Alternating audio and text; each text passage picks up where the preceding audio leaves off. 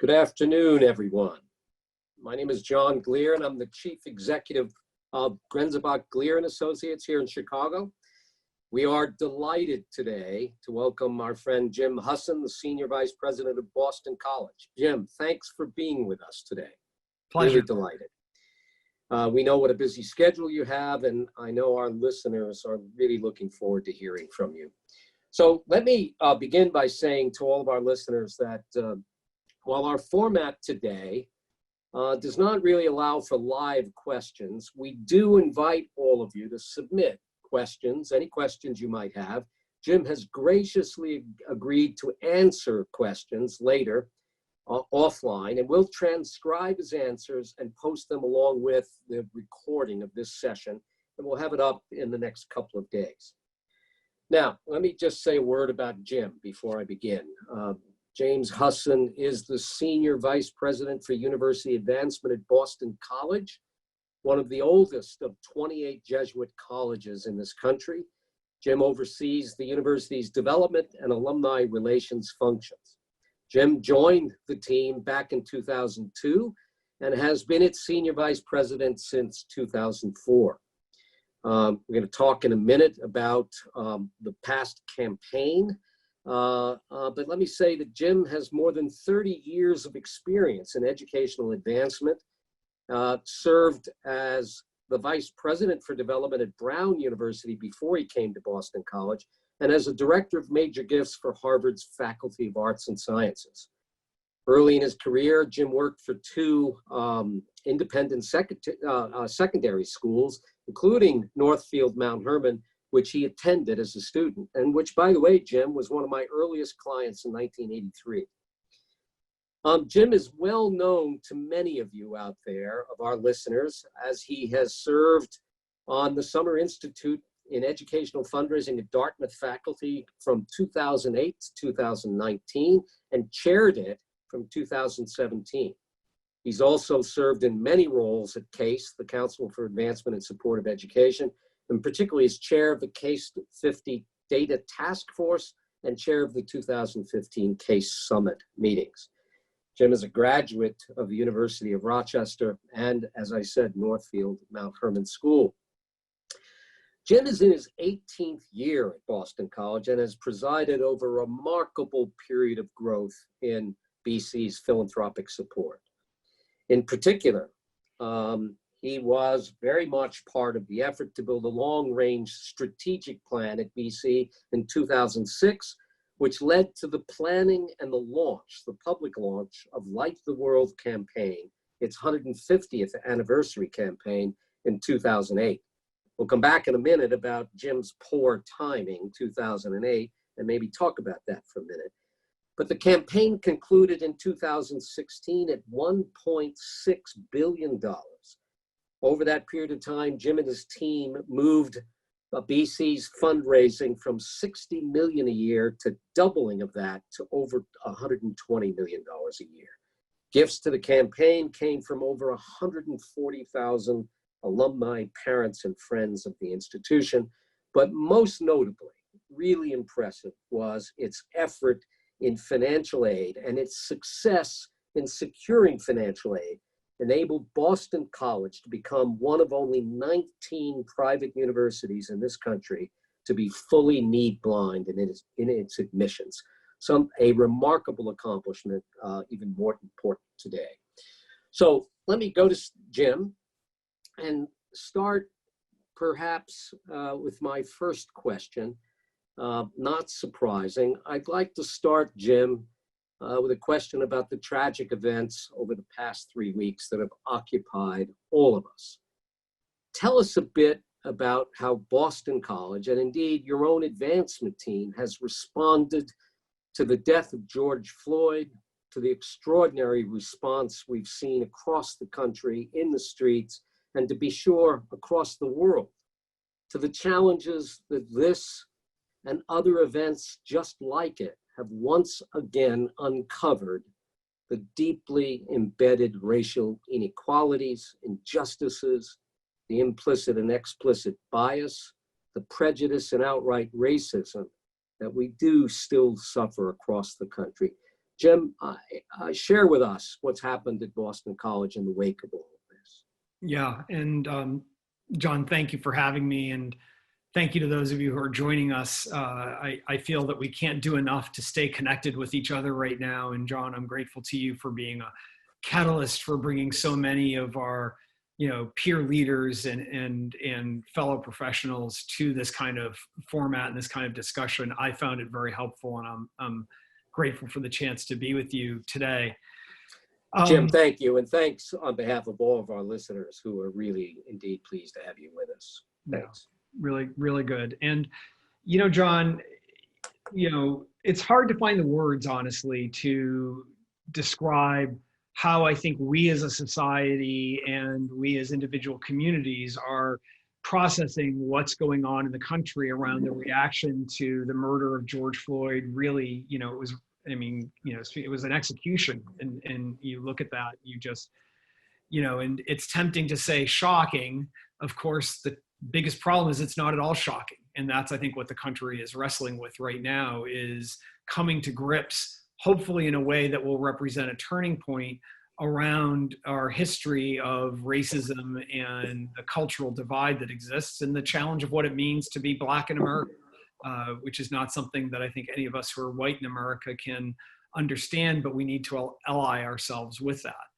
In terms of BC and what we're doing, I think, several of us at the university, when we were talking about this, recognized that it's one thing to say Black Lives Matter. It's another thing entirely to understand what it means to own the notion of Black Lives Mattering. And that's been an ongoing dialogue and conversation at the university. A few things come to mind in terms of what we're doing and trying to do at Boston College and within my area of responsibility, the Office of University Advancement.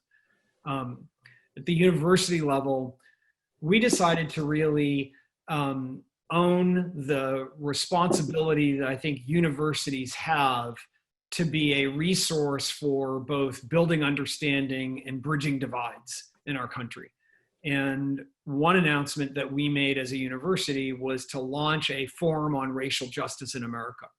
Vince Rougeau, who's the dean of the Boston College Law School, will be the inaugural director of that forum. It will launch this fall. And we hope that's an occasion to, and an opportunity for us as a university community to bring different voices to the table, to take a hard look at the issues that are at play and what the path forward is. So I think that was one concrete step, John, that we're taking. And to be candid, a big part of this for all of our universities will involve looking inward. We've all been noting and reading the posts on social media, the way in which we're now learning and hearing from different elements of our community, our student body, around their experiences, the way racial bias has played a role on our campuses. And I think inward looking, is going to be the order of the day, and should be very much. That's going to be very important as well for us as a university community. In terms of university advancement, of course, our approach has been to think about how do we bring the whole community into this. If the university is focusing on this from the vantage point of its responsibility as educators, we're thinking about how do we keep our alumni and parents engaged and involved in the process. One of the things we had done before the events of Minneapolis and the events of the past 6 weeks or so was to launch a new webinar series of our own. We call it Beacon Leadership Conversations, in which we've been bringing different thinkers to the table to engage in, much like what you and I are doing, interactive conversations to illuminate issues of the day for our alumni, parents, and friends. Just yesterday, I hosted the 6th of those webinars, and my guests on that webinar were Vincent Rougeau, the dean of the law school, and we have a terrific member of the faculty, Heather Cox Richardson, who's a historian, member of the history department, a prolific author, and has become very popular. She has a daily newsletter called Letters from an American. And her latest book is titled How the South Won the Civil War. And she brings a very important historical perspective to the events since Reconstruction leading up to where we are today. And we had a dialogue that was really powerful and was very honest and was very much focused on the work that lies ahead. And the response to that from all quarters of our community was really heartening. Including, many of our leaders who, like all of us, were saying we're looking at these issues in different ways, many of us, and we're learning as we go, and we're approaching it with humility. And then the third thing, and I'll just end here, is a big part of our focus on this is our team. What is if I'm saying looking inward, that has to begin with our own work in offices of university advancement. And so one decision we made, when the events in Minneapolis happened, we pulled our team together for a series of conversations for a very honest forum about how people are processing, reacting, how people are affected by what's going on. And I had a number of individual conversations. I invited people to reach out to me personally. And through that, we decided to launch a new initiative within university advancement. And that initiative is going to focus on building our own skill set in the areas of implicit bias, focusing on diversity and looking at cultural sensitivity. And that will have two components. One will be mandatory training. We've decided we're going to make training in the areas of implicit bias and cultural awareness mandatory, and we're going to launch a program for that. It had not been mandatory prior to this. But we're also going to have ongoing open forums for dialogue and discussion, where we're going to create and focus on different topical areas through common readings, viewings of films, discussion of topics of the day. We're going to really try to stay actively involved in dialogue with each other. And through that, to try to, strengthen our team and recognize we haven't always gotten this right. And I'm myself trying to approach this with a lot of humility on that front as well. So Jim, I'm really glad you talked a little bit about what you're doing, because that indeed has been the question that we've gotten most often. There are an awful lot of statements out there, real empathy. The question is, what do we do next? And let me push, and I'm really glad to hear about the mandatory training. We've gotten a lot of questions from people around the country.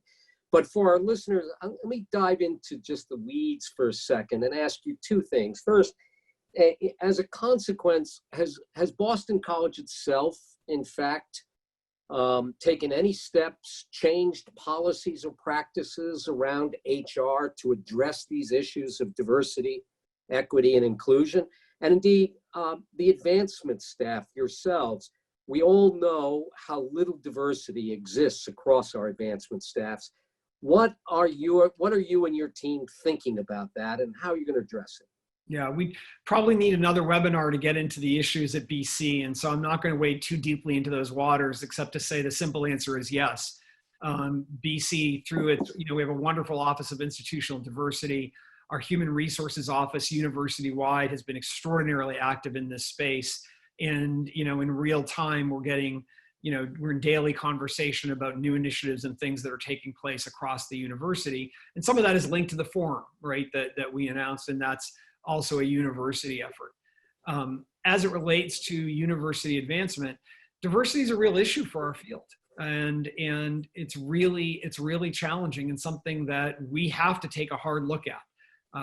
And one of the things that I've been trying to do a better job of just in my own role is not just understand what are the barriers to people coming to a place like Boston College and working in advancement as a person of color, but what are their lived experiences once they're with us?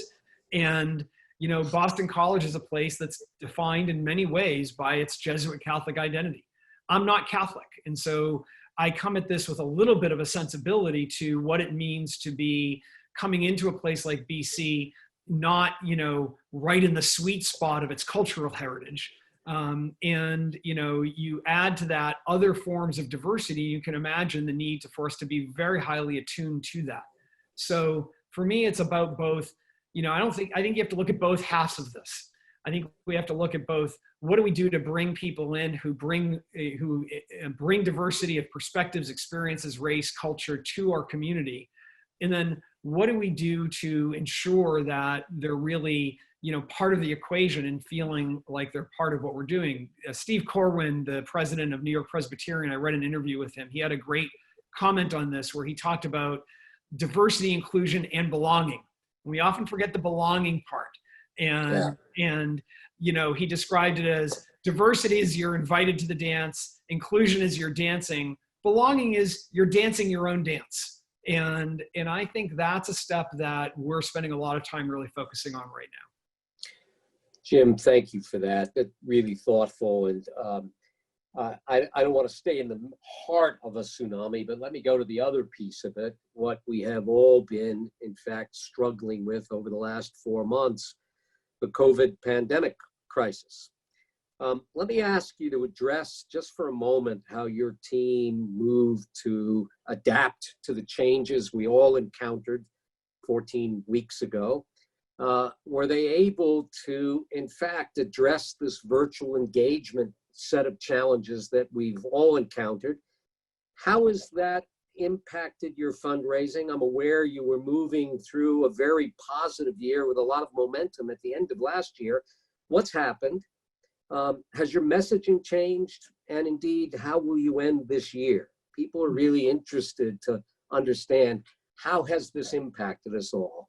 Because it's been clearly a set of challenges. These two issues have really engulfed us. Yeah, it So really comment. has. Yeah, it really has. And I've been, again, one of the things I love about our profession is how much we're able to learn from our peers.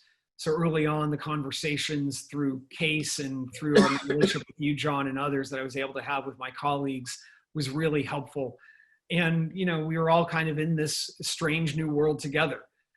The first thing I think we realized very early on in the early days of COVID, when we went to, when we left campus, so to speak, was that there's a big difference between facilitating remote work and optimizing it. And facilitating it was the easy part. We had a lot of people who were traveling all the time. We were in office within a university because of the nature of our work that was, basically able to pivot to the notion of being able to work off site.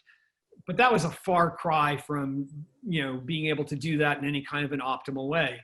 And so one of the very practical decisions we made was the leadership team and advancement. There are 10 of us who form a group that meets regularly. We immediately moved to daily meetings.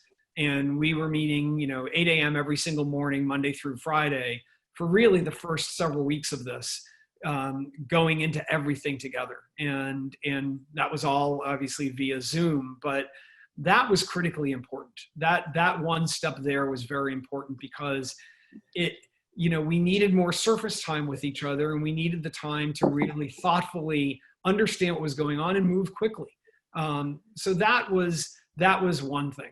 A second thing we did was we began to ask ourselves, how are we going to adapt our day-to-day work to this new environment and this new model?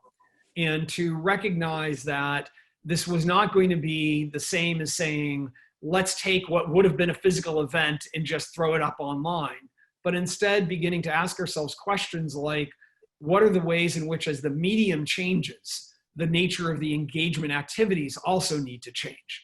And I could go deeply into this, but the way in which, for example, we approach the Beacon Leadership Conversation webinars are very different from how we would approach that as an in-person event.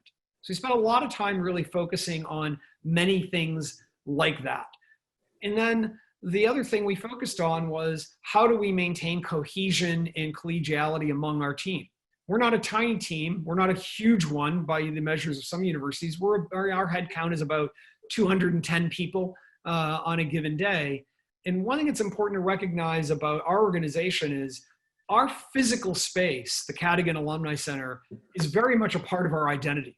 It's a building that has, all the walls, all the offices where there are offices, there are glass walls. There's a lot of interactivity. There's a lot of light in the building. It's an atrium-oriented space. And so it allows for, that building was built purposefully with the idea of spurring physical interaction.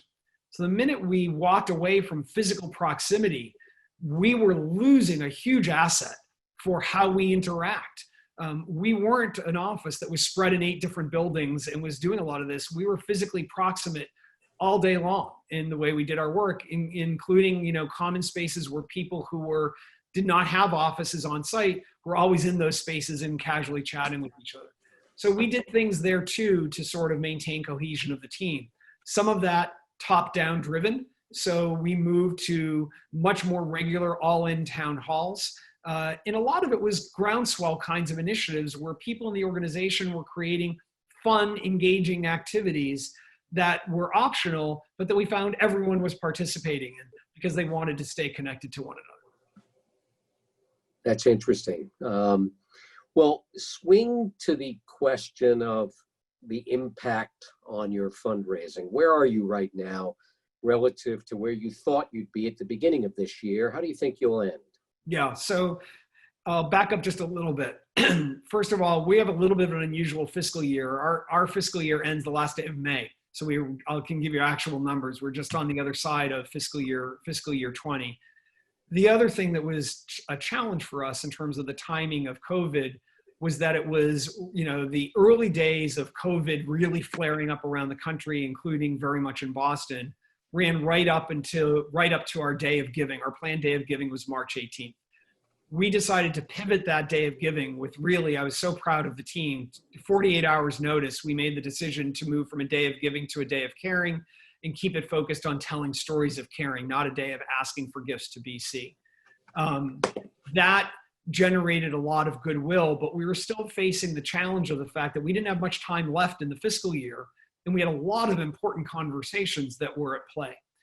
And we decided, like many of our peers, to really amp up contact, and we just decided to be honest with people, in which we started by asking questions. We made sure the contact was very personal. We didn't send out a single piece of paper related to something as simple as a pledge reminder without a conversation first. And we were very kind of deliberate in the way those conversations were, beginning by asking how people were doing, checking in with them, and then sharing a lot about where the university was in getting into dialogue around why their philanthropy to Boston College mattered. And that played a huge role in what was a very successful year. And in fact, we ended up having a record-breaking year. So our cash total for the first time ever in Boston College's history eclipsed $200 million. So we had a $200 million cash year, and our total production number was also right around $200 million. That's remarkable, Jim. Absolutely remarkable. The staff must feel very proud of having that accomplishment. Yeah, they have a lot to be proud of, and as do our volunteers, as do our leaders across the campus of the university, and it's kind of a team effort. A lot of that was obviously dependent on, you mentioned momentum. We had a lot of momentum going into March, and that helped tremendously. But it was heartening to see that our philanthropists, were not letting up on the gas in terms of their commitments. Now, look, it wasn't all rosy. We took hits in other areas. Donor count is down. We have people who are really suffering economically and who are, experiencing a great deal of stress and anguish as a result of everything that's been going on over the past 2 months. And we've been trying to respond to that in a long-term and thoughtful way. We have not been as active in our broad-based solicitations as a result. And so, we've seen some reductions in that level. The bottom line has been helped, though, by, I think, leaders recognizing that that was the right approach in understanding their role and opportunity to really step in and help shore up the bottom line. Right. To be clear, you had donors who were ready to continue conversations, and you had those also who needed to step aside and stay on the sidelines. But what you continued to do is you pressed forward with your mission, and you continued to ask where it was appropriate. Yeah, and that's so important.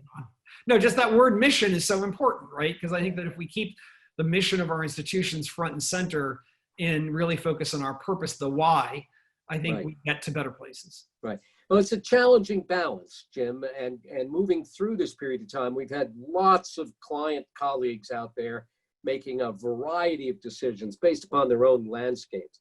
So let's pivot to the future, but let me do that by asking you just to speak for a moment about the launch moment you had in the last campaign in 2008 as you went public, just as the country was moving into a recession.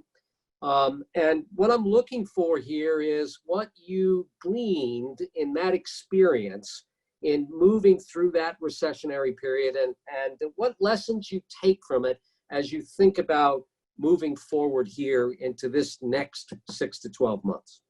Yeah. So comment for a minute about that moment of public launch. Yeah, John, you've heard me make the joke that I had a full head of curly hair in 2007, and then 2008 happened. which my family reminds me is not true. So a couple of things.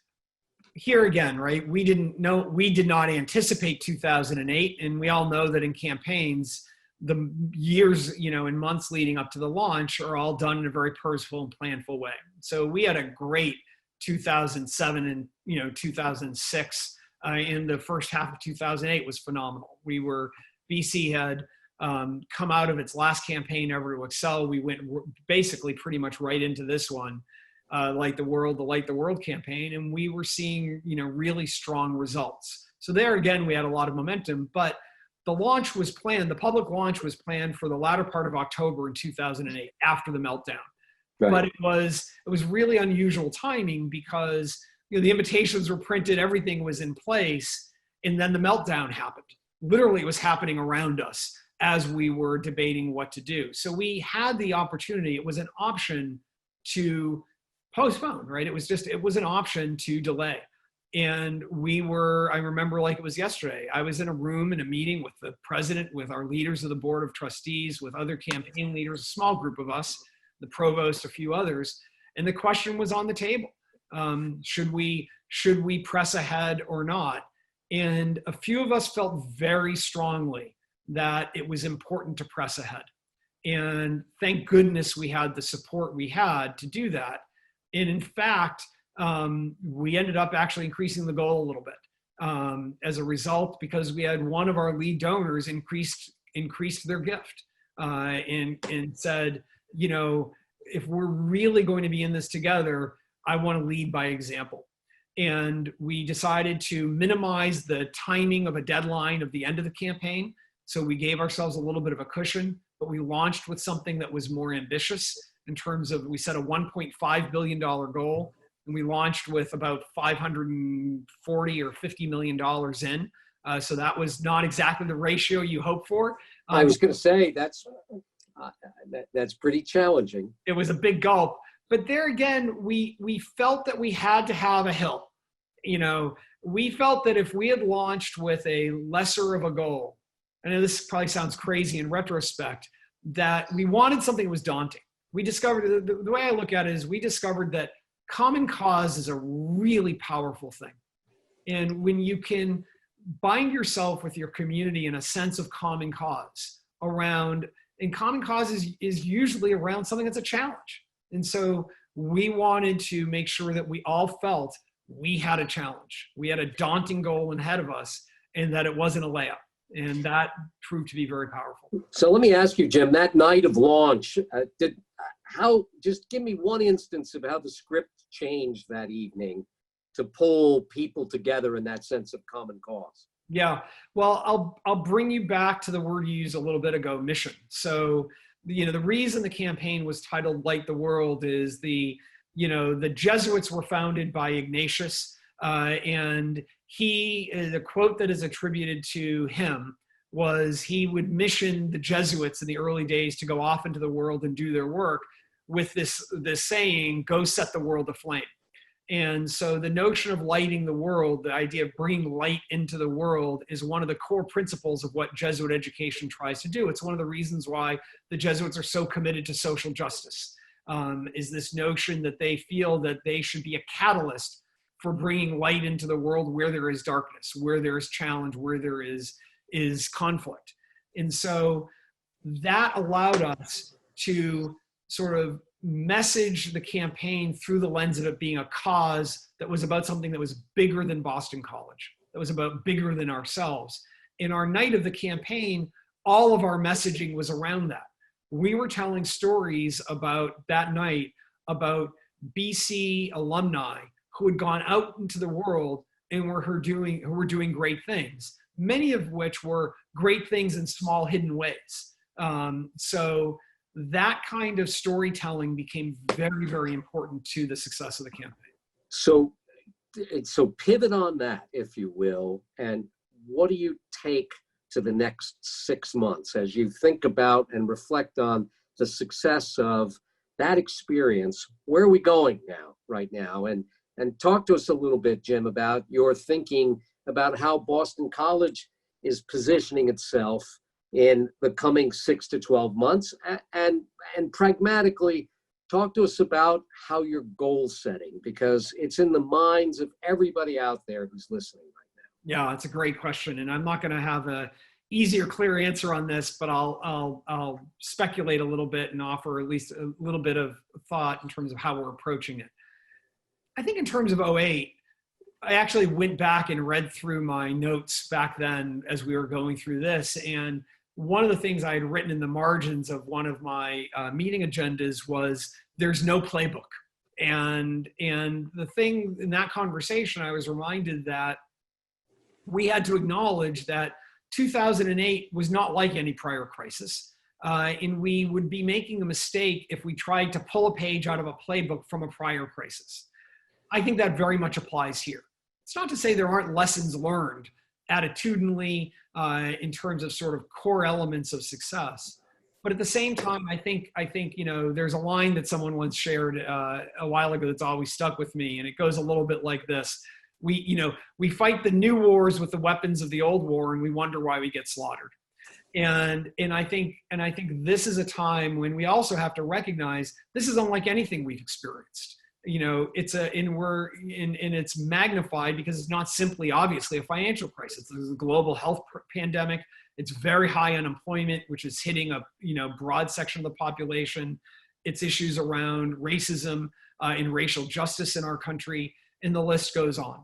So I think because of that, we have to be careful to not think that there's some convenient solution from something we experienced in the past that can be applied to the present. I also think that in terms of goal setting, for us, there's a real premium on building understanding and dialogue with our community. We have to really begin by understanding where are people, around this. Where are they around Boston College? Where are they around our universities as priorities in their lives? What are the things about our universities that we need to be messaging to them that they're going to be receptive to? I'm not presumptuous enough to think I know the answer to that yet, but I know that the interplay between goal setting and understanding of attitudes is, if we miss that, we'll get it all wrong. So that's a major focus for us right now. So Jim, that's really extraordinary perspective. And it really does frame the challenges that we all face.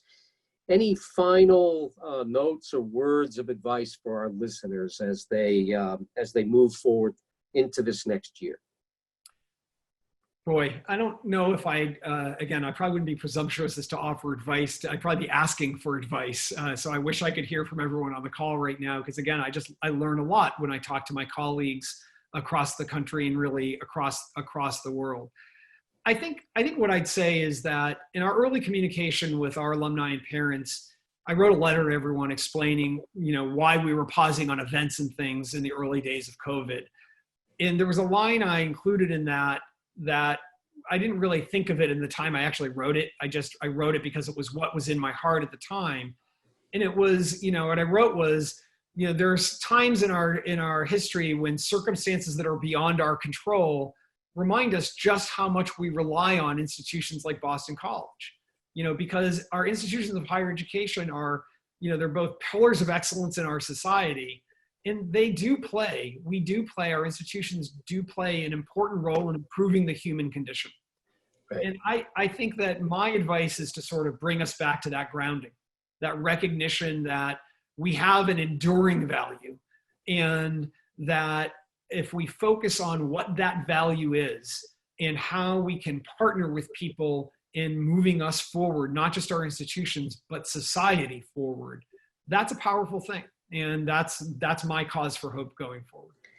So Jim, I couldn't hope to conclude on any better set of remarks than that. Thank you. We deeply appreciate this time, particularly given how busy a time it is. I want to thank you. I want to thank our listeners and remind everyone that Jim has graciously agreed to answer any questions you might have. We'll post those answers along with a recording of this interview over the next several days. Jim, once again, thanks for this time, and thanks for your very thoughtful words. I think they're inspiring to all of us as we look to the future and take the steps that you've talked about. Thank you, John. And let me just say thank you again to everyone for being with us. Stay safe out there. All right. Thank you, everyone. Bye-bye.